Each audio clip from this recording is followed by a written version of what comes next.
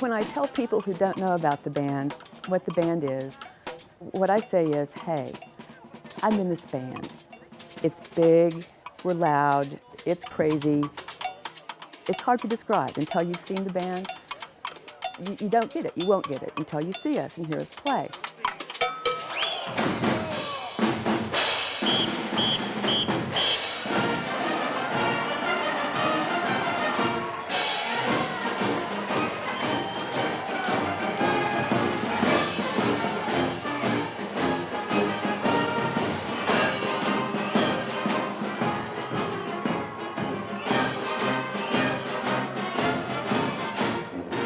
Well, the Seed to Feed Marching Abominable began in 1974.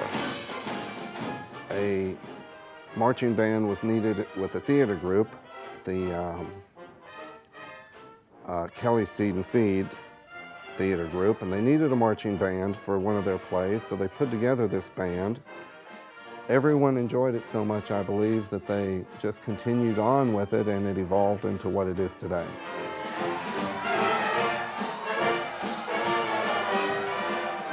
I'm a shy person, so consequently being part of a larger group is very nice because then you can be shy but show off. Yes, it's a real marching band, while at the same time we're a parody of a marching band. The original concept of the band was the Marching Abominable and Twirling Despicables, which was a corps of 6 to 8 women in short skirts and sequins, you know, acting like the high school girls do, only these are not women in high school.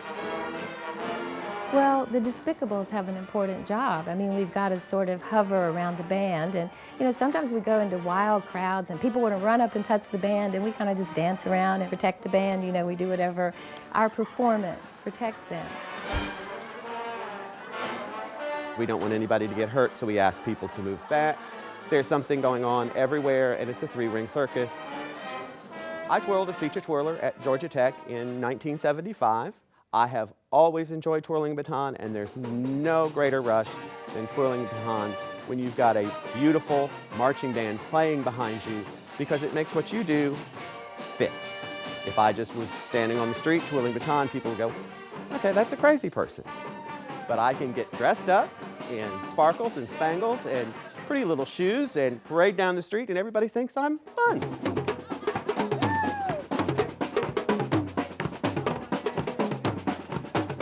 The band does a thing called a Blitz, and a Blitz is basically showing up to play somewhere uninvited.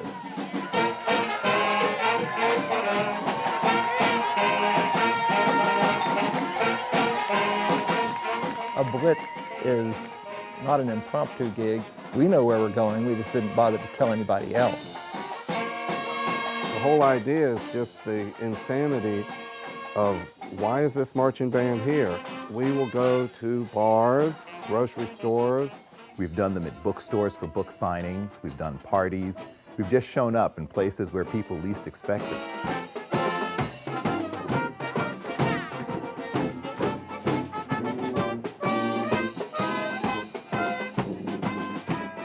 They don't always work well. Sometimes you can tell the audience is just kind of blown away. They just cannot kind of believe what they're seeing. They're trying to ignore us like we weren't there, which, if you've seen the band, we're a little hard to ignore.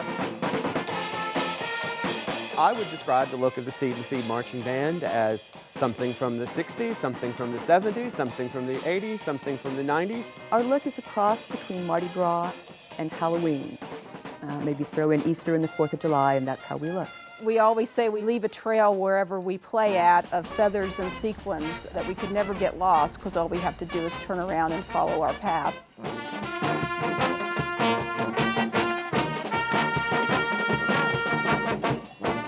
Yeah, it's kind of a balancing act all the time between being halfway serious so things work and being crazy so we can have fun and our performance comes off good.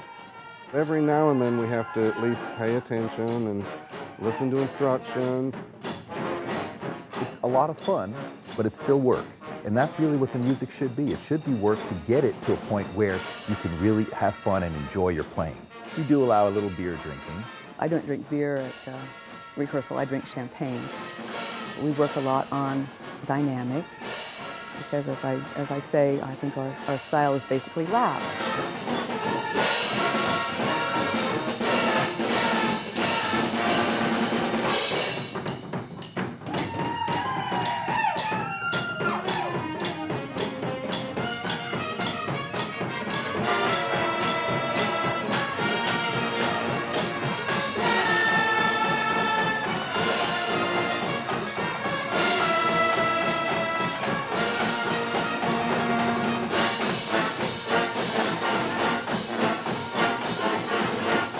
We love playing swing tunes, but we also just try to pick songs that will energize the crowd and get them involved in our show.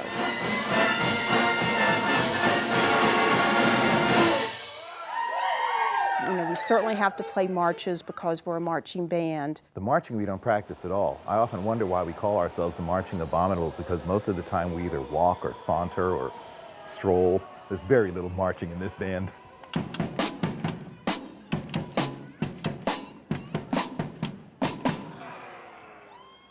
The experience that we're trying to project depends on the situation.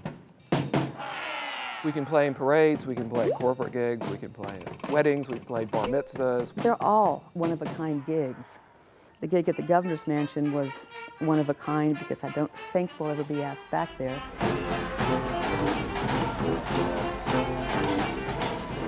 When people see us play, I want them to feel excited, I want them to feel happy, I want to see a smile on their face, and that they saw something that they really didn't expect, but what they didn't expect was really what they were looking for.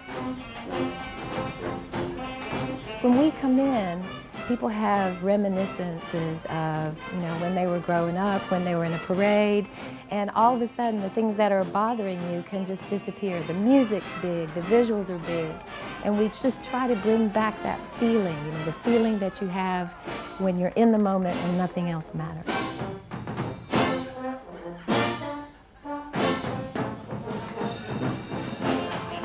People tend to remember the band when they see us, but they don't tend to remember our name because it is quite a mouthful. We're not like famous, we're semi-famous, sort of famous. They'll see our picture in the paper, oh yeah, it's that band. And I like to be in that band. I get to be a rock star. I run into people here in Atlanta that have never heard of the Seed and Feed Marching Abominable, so I guess we need to get out and perform more places. Because I really think the goal of this band should be that this city needs to be afraid that we might show up.